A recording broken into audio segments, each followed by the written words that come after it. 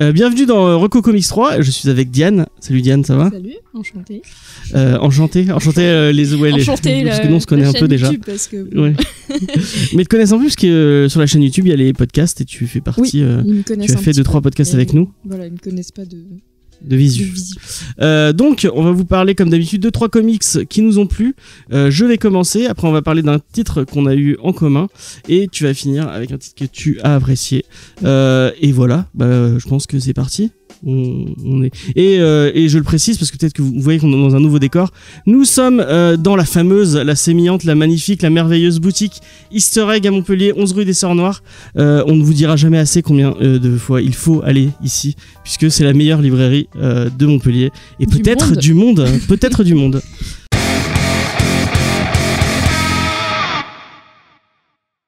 Donc on commence avec Marocco, on va mettre un peu de contexte.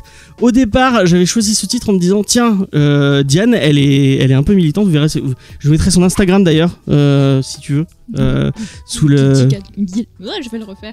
Guilty Cactus du coup. Ouais, donc ce sera affiché là, ouais. Et dans la description vous pourrez aller Ah, c'est bien fait, elle est allée jusqu'au bout du truc. Donc je me suis dit il faut un titre un peu féministe qui parle un peu des thématiques qui vont lui parler. Et j'ai suivi les reviews en me disant ça c'est l'air cool, il y a plein de gens qui en disent du bien. Et au final en le lisant non, bon, enfin tu donneras ton avis. Je crois que tu as moins apprécié le titre. Donc on a fait un switch. Normalement on devait parler tous les deux dessus là, mais je vais en parler tout seul parce que il y a quand même des points positifs et je pense que malgré le fait que qu'il y a des points négatifs, il y a quand même des trucs positifs. Oui, je me répète 2 fois, c'est pas grave. On va vous parler de Contro Natura j'ai demandé tout à l'heure le nom de l'autrice et maintenant j'ai oublié. Mirka Andolfo, voilà, donc une autrice italienne qui fait du comics, oui, parce que on va en parler après peut-être. La définition de qu'est-ce qu'un comics, ça pourrait être intéressant. Donc une autrice italienne qui nous fait un titre qui peut, je vais faire grincer des dents Diane, qui peut penser à du Black Sad ou à du BoJack Horseman. Peut-être que BoJack Horseman la référence te va mieux? Non, même pas. C'est dans un monde où il y a, comme vous l'aurez compris, vu des 2 références, des animaux anthropomorphisés, donc des animaux qui agissent comme des humains et qui sont un peu comme des humains. Et dans ce monde, en fait, les espèces n'ont pas le droit d'avoir de relations entre elles, en fait. Un lion va avec un lion, un loup va avec un loup. Et là, pour le coup, l'héroïne, dont j'ai oublié aussi le nom, je sais plus, l'héroïne, qui est une cochonne, elle fait des rêves avec un loup. Et en fait, il y a tout un truc autour de ça. J'ai trouvé ça vachement intéressant au niveau de la première partie. Il y a toute la première partie et en fait, dans ce monde, il y a un système où apparemment, il faut vraiment mettre en avant le fait de renouveler les espèces. Et il y a tout un système qui est mis en place avec un espèce de réseau social où en fait, au bout d'un certain âge, tu es mis dans ce réseau social et il te cherche une âme sœur. Et s'il te trouve cette âme sœur, tu es obligé de sortir avec elle et d'avoir des enfants avec elle. Sinon, tu as des grosses amendes au niveau de l'État et ça te traîne dans la boue un petit peu, quoi. Et ça, c'était intéressant. J'ai trouvé ça c'était intéressant. Ouais. Et après, ça part dans un truc un peu mystique autour d'une civilisation ancienne et de descendance. Ça, c'était un peu moins intéressant. Mais j'ai vraiment aimé la première partie qui était vraiment intéressante. Ouais, mais du coup je suis d'accord avec toi. Enfin, moi aussi c'est la première partie qui m'a un peu lancée. Je me suis dit ça a l'air sympa, ce serait bien qu'elle développe un peu plus et en fait elle laisse un peu tomber ça pour son truc et c'est dommage, avec c'est des dommage. déités mystiques un peu particulières. C'est bon. Et le petit truc qu'il y a peut-être à dire, c'est que c'est un tout petit peu érotique. Vous allez voir des fesses, vous allez voir des nichons, vous allez voir des gens qui font l'amour. C'est érotique, mais c'est soft quand même. C'est pas. Mais encore une fois, pour moi, c'est un truc qui m'a dérangé dans ce comics-là. Pas le côté érotique, mais le côté, on voit que les femmes qui sont à poil. On voit un homme peut-être vite fait, le lion là, mais. Et on voit mais c'est tout. Après, il y a que les femmes qui sont toutes super plantureuses, avec des grosses poitrines, des jolies fesses et En fait, elles ont la taille fine, les gros seins, les grosses fesses et voilà, elle a plus un côté, enfin l'héroïne, elle a un côté plus pin-up. Tout le monde lui dit qu'elle est grosse, alors que moi, elle est pas. Mais finalement, elle a quand même, elle a pas de bourrelet au niveau du ventre, quoi. Elle est vraiment. C'est en fait, c'est Marilyn Monroe, quoi. Ouais.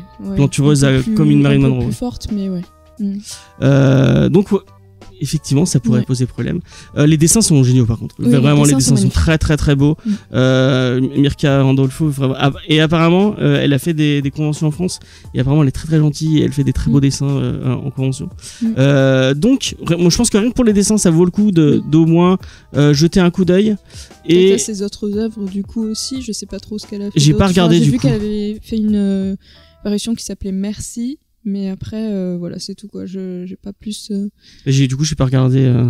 Mais dans l'ensemble, moi, ça me donné envie de voir le reste de ce qu'elle faisait. Peut-être que si elle est juste dessinatrice, c'est peut-être un peu mieux. Oui, peut-être. Ouais. Du coup, vraiment, moi, le délire mystique autour des espèces de courses-poursuites avec des groupes sectaires et ce genre de trucs, ça m'a un peu perdu.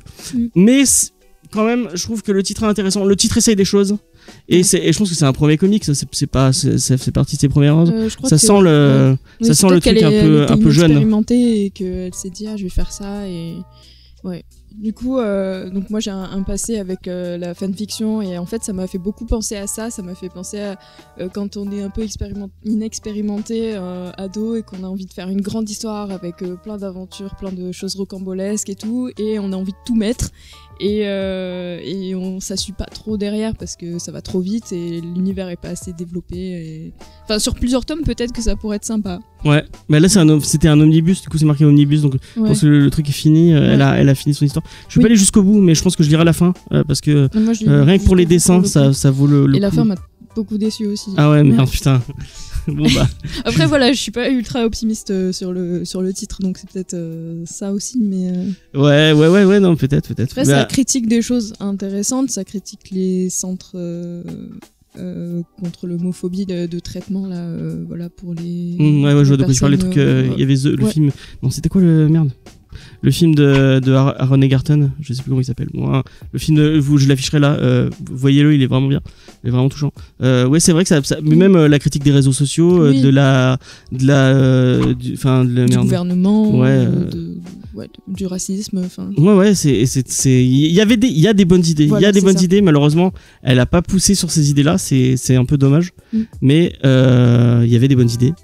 Donc je pense que ça vaut le coup de le lire pour se faire une souligner ces bonnes idées là et peut-être l'encourager pour la suite, parce que vraiment ces dessins sont vraiment fous. Le point fort, on l'a dit, je crois, c'est le dessin. Le dessin est vraiment chouette. Le dessin une belle dynamique.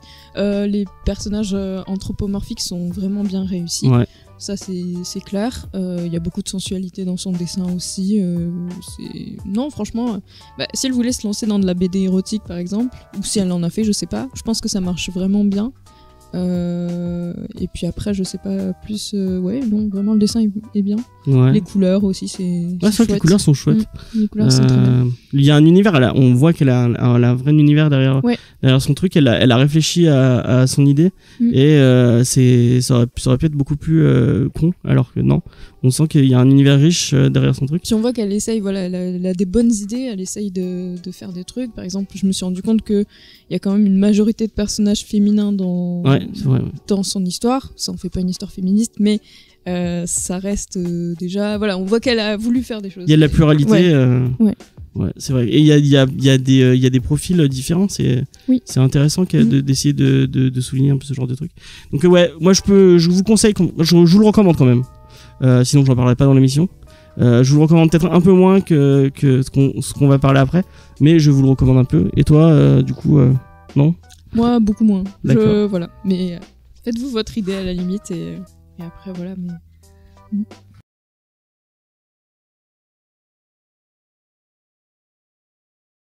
Donc on va passer au titre qu'on va parler tous les deux. Je vais faire un tout petit peu de contexte de pourquoi je parle de ce titre, ça pourrait être intéressant. En fait, donc on va vous parler de Laurent Lefebvre et de Foxboy chez Comics Initiative. Le titre était sorti avant, c'est Delcourt. Je crois que c'est Delcourt. Je sais pas, peut-être que j'ai des conneries. Je vous afficherai ici le premier éditeur, parce qu'en fait il a sorti déjà 2 tomes de Foxboy qui étaient chez un autre éditeur, et là c'est Comics Initiative qui récupère le titre. Moi j'avais pas lu les 2 premiers tomes qui sont au final vont ressortir chez Comics Initiative parce que là c'est tome 0 et là vous aurez le tome 1 et 2, ou c'est le tome 1 et vous aurez le 2 et le 3. Enfin bon, ça va sortir mais ressortir mais comme si c'était après en fait, comme si en fait on avait le droit dans ce tome de Foxboy à une espèce de préquel. Je sais pas si tu l'as compris comme moi. Ouais. Ok. Donc moi j'avais pas lu, et en fait je vois beaucoup de monde, notamment je vais encore une fois te parler de Julie Nico, mais notamment Julie Nico qui font beaucoup de promos par rapport à Laurent Lefebvre, et moi je suis un gros con, j'assume d'être un gros con, et je fais partie des gens qui critiquaient un peu en mode mais vous en parlez mais juste parce que c'est un français, parce qu'au final ce qu'il fait c'est pas fou, c'est juste parce que vous êtes chauvin que c'est du comics français donc forcément on en parle, et il m'est arrivé effectivement de critiquer certaines de ces commissions je vais dire le mot, que je trouvais moches. J'ai trouvé certaines de ces commissions qui n'étaient pas à mon goût, et du coup en fait je titillais beaucoup Jules de chez Jules Nico en lui disant mais de toute façon tu critiques, enfin tu partages des trucs mais c'est moche, nanana. Et c'était devenu un peu un jeu entre nous en mode mais c'est moche, de toute façon c'est de la merde, enfin vous voyez le genre de truc où je suis capable d'aller, et en fait comme je suis un gros con, je n'avais pas lu Foxboy, donc je critiquais un truc sans l'avoir lu, comme une bonne partie des gens qui sont désagréables, et je me suis dit au bout d'un moment, et à force que Jules me dise mais lis-le tu verras, je dirais bon, je vais quand même être un peu plus intelligent et arrêter de critiquer sans avoir lu, et du coup je me suis procuré Foxboy, et au final c'est plutôt une bonne surprise. Je sais pas si tu vas être d'accord avec moi. J'ai trouvé ça plutôt cool. Comment tu veux qu'on fasse? Je pitch et tu parles de l'auteur, ou on fait l'inverse? Peut-être parler de l'auteur avant, comme ça après on enquille sur l'histoire. Vas-y. Ok, Laurent Lefebvre, du coup c'est un auteur qui a 42 ans. Voilà, il vient de Rennes, et c'est lui qui a créé du coup tout un univers fictif intitulé le Royaume, R-O-A-Yum. Et du coup il a qu'est-ce que j'ai perdu? Ça s'inspire, tu disais ça s'inspire de Marvel, mais peut-être plus quelque chose que toi tu as pas, des univers étendus comme ça, voilà, et peut-être de quelque chose que toi tu as pas connu parce que tu es un peu plus jeune, qui est les éditions Lug avec les Strange, tout ça, les trucs un peu comme ça. Oui, d'accord, oui, je vois. Ok. Donc vraiment les vieux éditeurs qui mettaient en avant d'ici, enfin le comics en France. Ça s'inspire beaucoup de ça, et notamment au niveau des couvertures, les vieilles couvertures. Je vous mettrai des exemples de Mitton et de je sais plus quel, enfin c'est des dessinateurs français qui refaisaient les couvertures en version de Marvel, mais pour Strange et pour les Français, et c'était très cool. Okay. Et donc ça s'inspire un peu on sent qu'il a été bercé par ça, quoi. Oui, par ça. Voilà, et donc globalement c'est un peu tout ce qu'on sait, parce que il a un blog, faut quand même le souligner, qui est super actif, et il gère des salons du livre en Bretagne, et mais après voilà, il a pas vraiment laissé de biographie ou de quoi que ce soit en plus, quoi. On sait tout ce qu'on sait, à peu près. Et il y a tout ça aussi, l'espèce de royaume, son univers vous intéresse, il y a tout un blog, un espèce de blog fictif parce qu'en fait il a inventé un éditeur qui aurait sorti des trucs autour de ces personnages, et en fait tous ces personnages sont dans une espèce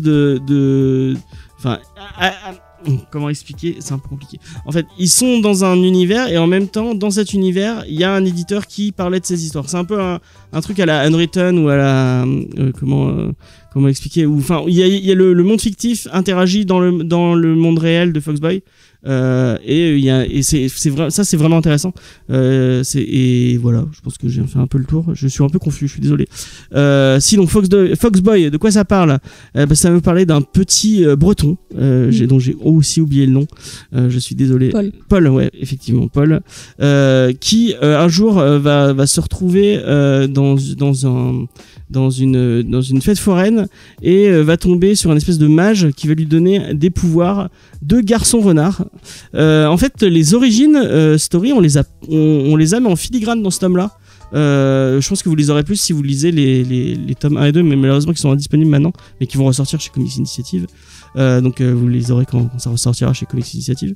Mais même si, enfin moi, n'ayant pas lu je pense que c'est ton cas aussi. Est-ce que t'as... Oui, j'ai découvert complètement avec ce tome-là, donc. Et c'est intéressant quand même si on a les origines qu'en filigrane. Le titre reste vraiment très très cool. En fait, on va suivre ces aventures d'une espèce de, c'est en gros un espèce de Spider-Man, mais en version renard, dans Rennes. Oui, c'est ça, c'est complètement ça. Un des trucs vraiment intéressants avec ce tome, c'est que c'est pas une histoire directe en un seul tenant. Vous allez avoir plein de petites histoires, à chaque fois avec une thématique différente, un angle différent, et c'est vraiment intéressant. Franchement, j'avais peur vraiment d'avoir le syndrome. Donc c'est du Spider-Man mais à Rennes, donc avec je pense, je dis pas, j'en parle pas en mal, mais par exemple la Dreamland qui est très c'est du One Piece mais dans Montpellier quoi. Je sais pas si tu vois ce que je veux dire. Si, je vois. Ouais. Et en fait non, ça touche les thématiques un peu autour de la Bretagne. Enfin, j'ai vraiment eu l'impression d'avoir un petit morceau de Bretagne en lisant ce truc, parce que ça parle des migrants, ça parle des algues vertes, vraiment à des thématiques qu'on n'aurait pas dans un autre bouquin, et ça reste intéressant. C'est un petit peu engagé niveau écolo, tout ça, et c'est chouette de voir ça. Et puis non, mais c'est complètement dans le jus des problématiques qu'on a en France, quoi, donc ça nous touche aussi, je pense, particulièrement. Moi, tout le truc autour des migrants, je m'y attendais pas. Et j'ai été soufflé par cette histoire qui est d'un sincère et d'un authentique vraiment folle. On sent que, il parle qu'il est allé interviewer des migrants du coup, et j'ai l'impression qu'il a vraiment fait. Je sais pas si c'est vrai. Je me suis demandé justement s'il avait pas vraiment fait des travaux de recherche ou interroger des migrants pour pouvoir. Ouais, parce qu'on vraiment, retranscrire ça, on sent que il y a vraiment je pense que le mot est vraiment authentique. On sent vraiment qu'il est en train de retranscrire des histoires qu'il a pas vécues, mais qu'on lui a narré. Et c'est vraiment, j'ai été soufflé par cette histoire. Franchement, l'histoire arrive au milieu du tome, j'étais pas trop convaincu au début, et quand j'ai lu ce truc, j'ai dit, ok, c'est bon, il m'a vendu le truc. Vraiment, je suis, bon, je dirais pas que je suis fan, mais vraiment, j'ai vraiment adoré cette histoire en particulier. Et même les autres trucs, le fait qu'il aille à la Réunion, moi ça m'a aussi beaucoup plu, parce que marrant, quand on parle de la France, on parle souvent de la France métropolitaine, mais il y a d'autres choses qui sont la France aussi, et du coup on voit la Réunion, et aussi un peu une petite problématique qui est quand même pas si petite que ça, et avec un brin d'écologie encore une fois, carrément, et du coup c'est bien, plus un peu de légende réunionnaise dont on n'a pas forcément connaissance quand on n'est pas de là-bas, quoi. Et puis c'est vachement vraiment j'arrive pas à trouver mes mots, mais c'est cool. C'est vraiment sympa. Très, très même il y a toute une espèce de relecture du mythe du vampire que j'ai trouvé assez intéressante. Donc vraiment je ne peux que vous conseiller de lire Foxboy, c'était vraiment sympa. Faire un petit point sur les dessins, je pense que je sais pas, est-ce que t'appelles ça du comics? Je saurais pas dire, parce que ça fait pas franco-belge ou quoi comme style non plus, mais c'est pas non plus totalement du comics. Donc, on n'est pas sur du Jim Lee ou du. Je sais pas pourquoi là ça me parle, mais ça me fait penser à The Goon. Je sais pas si tu as lu ce. Si, oui. C'est un petit peu un style un peu du Powell, mi-chemin, je sais pas. Il y a un vrai travail sur la lumière. Qui est vraiment intéressant autour de ça. De nuit, il mais il y a quand même ouais, il y a vraiment sur l'obscur et sur la vraiment il travaille beaucoup sur ça et moi c'est pas un dessin que peut-être on parle de gros auteurs là, mais moi ça m'a peut-être un peu pensé à ce que Mignola fait sur Hellboy où il joue avec il arrive à jouer avec l'ombre, la lumière, les couleurs. Il y a un petit peu de ça et même si je suis pas totalement fan de ces dessins, j'ai été plutôt j'ai passé un bon moment en lisant le titre. Oui, ça gêne rien. Donc on va lisez Foxboy.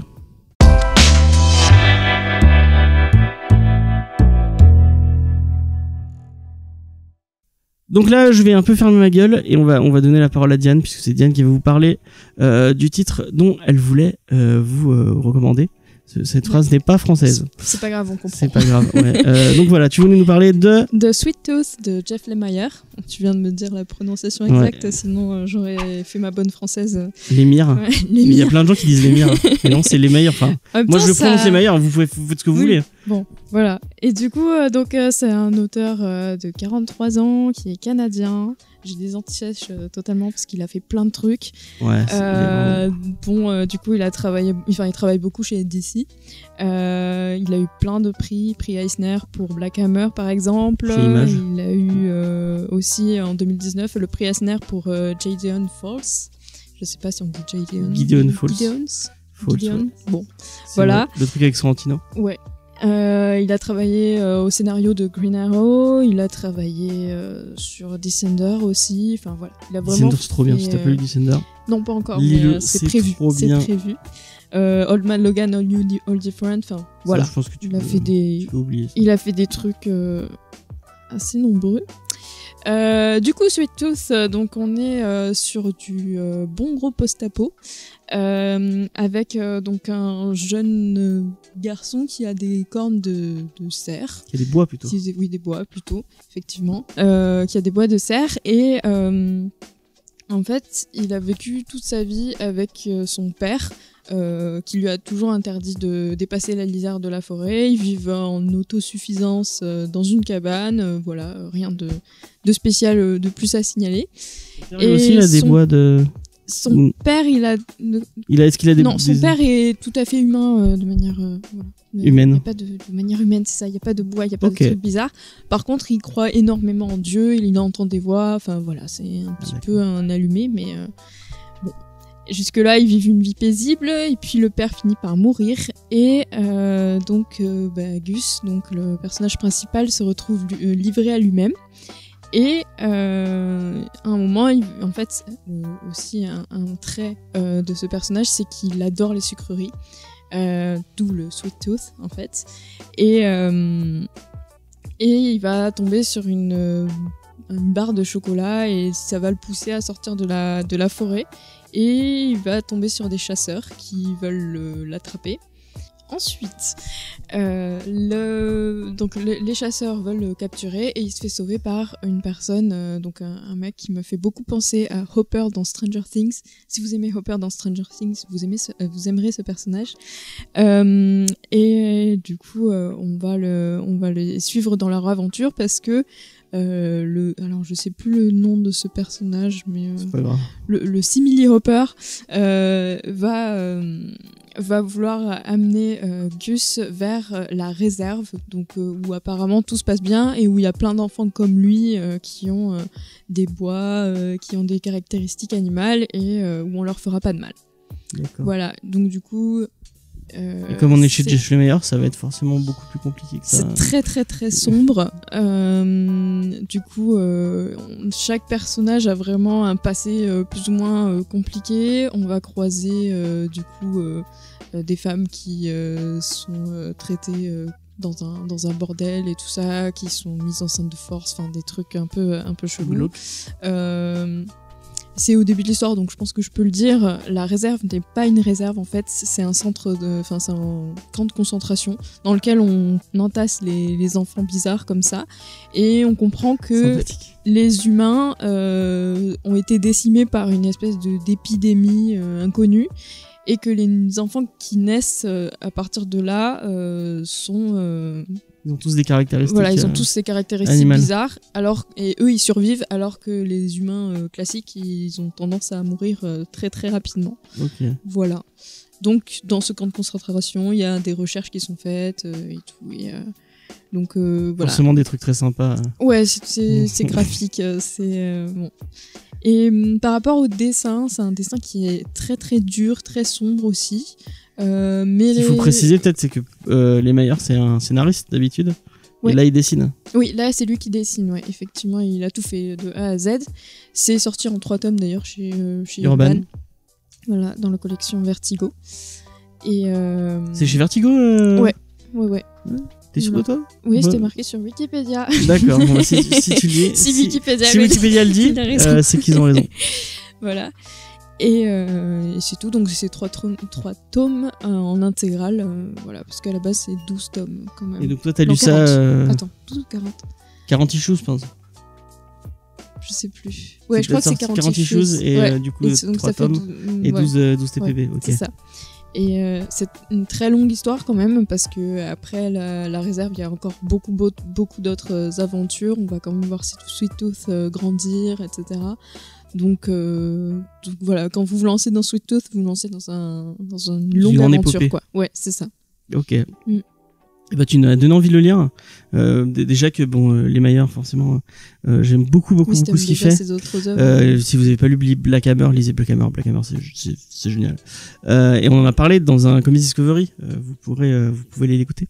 Donc Lemaier, je pense que c'est vraiment le traité, lui dire que c'est un peu le nouvel Alan Moore. Ouais, il y a un peu de ça peut-être. Ouais. Il y a un petit délire d'ailleurs, rêve mystique et tout, qui peut un peu, ça peut effectivement se rapprocher. Donc ouais. C'est vraiment, tu m'as donné envie de le lire. Et en fait, c'est des gros tomes, du coup, si c'est. C'est super épais, ouais. C'est des machins ça, c'est des gros pavés, quoi. D'accord. Les plus gros pavés que tu puisses voir, un peu comme Fable, tu vois. Ouais. Voilà. C'est les intégrales de Urban qui font comme ça. Donc ouais, tu m'as donné très très très envie de le lire. Merci Diane. Voilà, je pense qu'on a fait. Est-ce que t'as un dernier truc à souligner sur Sweet Tooth? Il y a des passages qui sont très durs quand même, qu'il faut quand même être un peu préparé ou pas être trop déprimé. Déjà Black Hammer c'est pas très... Black Hammer c'est pas très joyeux. et voilà, mais après ça reste quand même un truc assez exceptionnel niveau scénaristique. Et son dessin, tu n'as pas trop parlé, mais... Le dessin, c'est pas mon style de dessin préféré, mais je trouve que par rapport à l'histoire, il s'adapte bien. Enfin, je trouve que ça va bien ensemble, en fait. Okay. Et l'expressivité des personnages, parce qu'il y a beaucoup de plans sur les visages, elle est vraiment à couper le souffle, quoi. Il y a vraiment des regards qui sont dessinés, qui te prennent aux tripes, quoi. Ok. C'est cool. Merci Diane, encore une fois. Merci beaucoup à Easter Egg de nous avoir accueillis dans leur fameuse boutique. Là, on va vous mettre des petits plans de coupe de la boutique. Vous voyez à quoi ça ressemble. Je l'ai déjà dit au début, mais c'est la meilleure librairie de Montpellier, voire du monde. Vous allez être accueillis par 2 passionnés de pop culture et de bouquins. Qui vont forcément vous pourrez discuter avec eux, et en plus vous pourrez acheter des trucs cool, notamment des Gunpla. Acheter des Gunpla, c'est trop bien. Oui, je fais un peu de pub pour mon hobby, qui est à cause de Charlie maintenant est devenu un hobby. Voilà.